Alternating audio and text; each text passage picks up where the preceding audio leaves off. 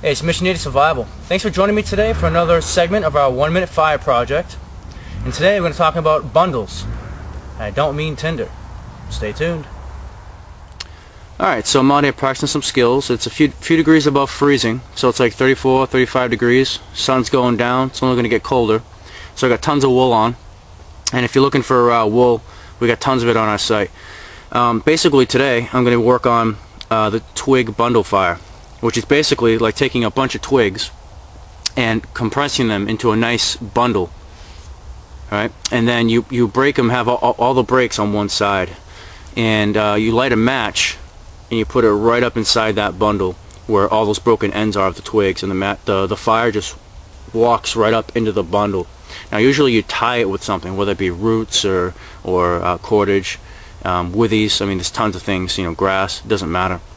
So you just tie it down to have a nice tight bundle. Then that way you can hold on to that cordage while it's starting to flame up. You can even whip it around, try to get some more oxygen into the bundle. So it's a pretty cool way of lighting fire, and it's not one that you see too often. So I figured I would work on that today. Okay, so the ground is really wet underneath the leaves and on top of the leaves. There's a lot of leaves that actually have water sitting on top of them. It's been raining the last couple days, off and on. Constantly, you know, just off and on drizzle for the last 2, maybe 3 days. Anyways, you know, limiting your exposure to moisture for your fire and for you yourself is very important. See, like right here, I just put a little pile of leaves right here as a moisture barrier for my knee, because if I just stick my knee right in this raw dirt right here, it's wet. I mean, it's wet, you know. So, you know, my pants are gonna get wet, and where it's being, you know, basically freezing right now, it's just a degree or two above. That's just gonna make me cold and start to become a problem. I mean, that's one more thing that's lowering my core temperature of my body. So, just thinking ahead and doing little things like this. You know, my other knee isn't touching the ground. My foot is, right? So, nothing is getting wet for me personally. I'm going to do the same for my fire. I have a small little platform here that I'm going to be putting my bundle on after, and then I'm just going to add my fuel on top of it. This is just a small platform, and it will get the job done. I don't need this big elaborate deal. You know, if it was really soaked, right, I would make it wider than I think I need, and I would go 90 degrees perpendicular. So I'd make 2 platforms. And you can keep doing that to get above standing water if you actually have to light a fire in standing water too. Okay, so let's get started. Okay, so here's our ignition source.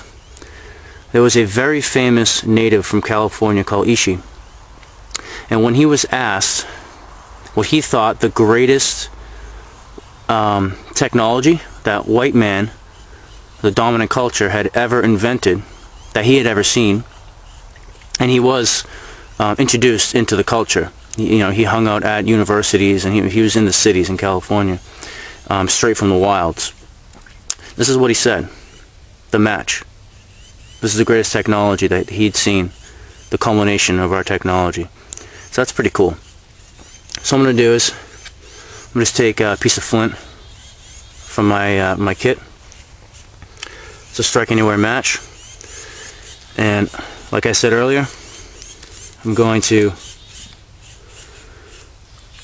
apply the flame inside the bundle this way. Let's give it a shot.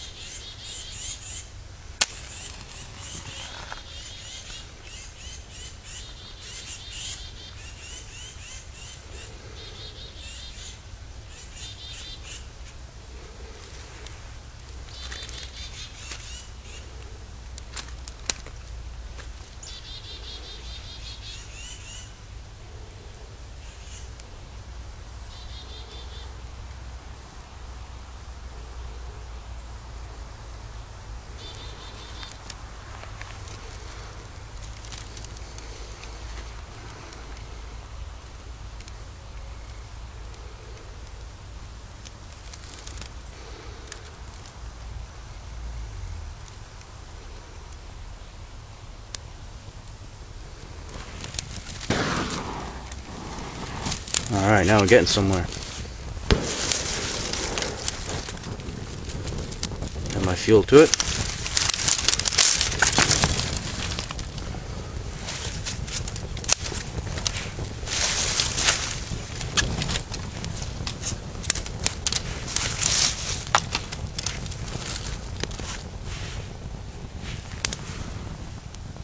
There's the 1 minute mark. Let's see what we got.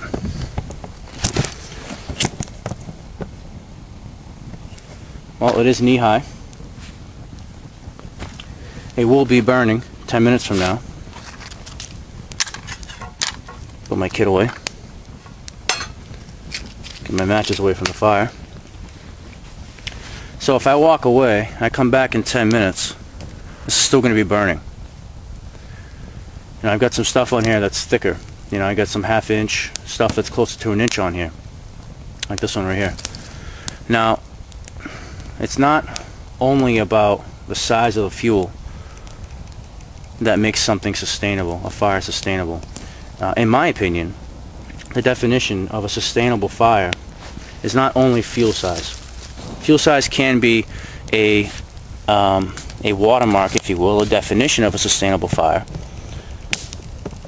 However, there are other things that burn other than wood, so you really can't use fuel size. You know, you can make a sustainable fire out of dung. You can also make a sustainable fire out of burning fungus. So there are many things that can burn. You know, dung really is a big one. So you don't have to only go by fuel size.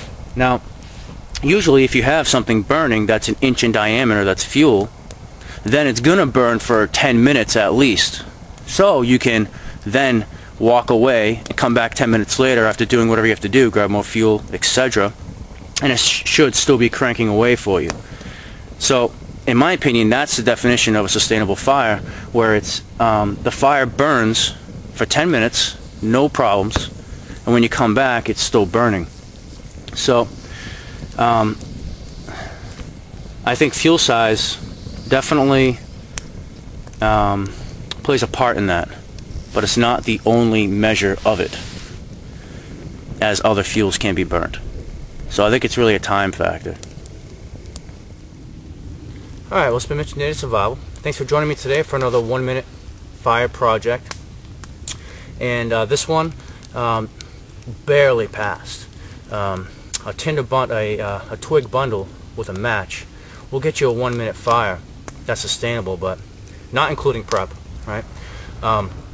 That's from actually starting to light your tinder from that point on. But it will do it. I mean, barely. It was knee high. It was solid. It's been burning right along. But you know, it's not as powerful and fast as some of the other methods that some people have already shown, including myself. So again, you know, I just wanted to throw out my 2 cents on what I think a sustainable fire is. No doubt, wood that's 1 inch in diameter burning is going to be a sustainable fire. No doubt about that at all. And basically, what I wanted to do in this project was show sustainable fires that burn for 10 minutes and are sustainable, but might not actually have a 1 inch diameter piece of fuel, because it doesn't have to only be that one fuel. You know, like I said, we could be burning dung and many other types of fuel that will still give us the definition of what a 1 inch piece of fuel will give you. If 1 inch piece of fuel is burning, especially a couple of them, then you're going to get 10 minutes without the fire going out. So that's the end. That's the definition, in my opinion, is that's what that will give you. Okay, well, there are other ways to do it other than just that, to get to that end as well. So the end, not the means, is really the key to this. And you know, I'm working on this 1 minute fire project because I'm using a lot of pine, but it doesn't mean that guys can't be using birch, spruce, you know, aspen, cottonwood, you know, cedar. You know, there's tons of different fuels that can make a 1 minute fire. So I think it's a pretty cool concept, an experiment to see what other guys can come up with. And I'm going to be doing some more vids on this as well.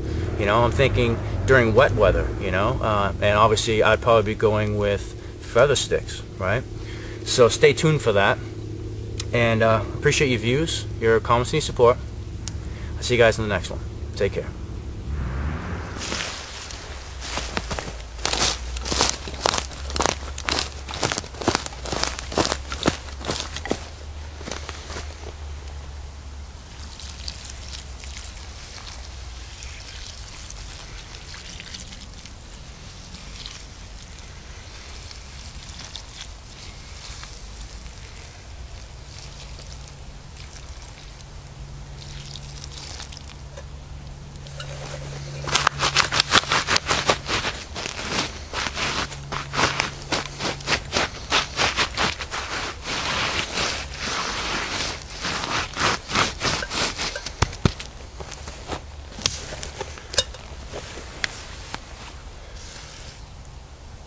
Mud.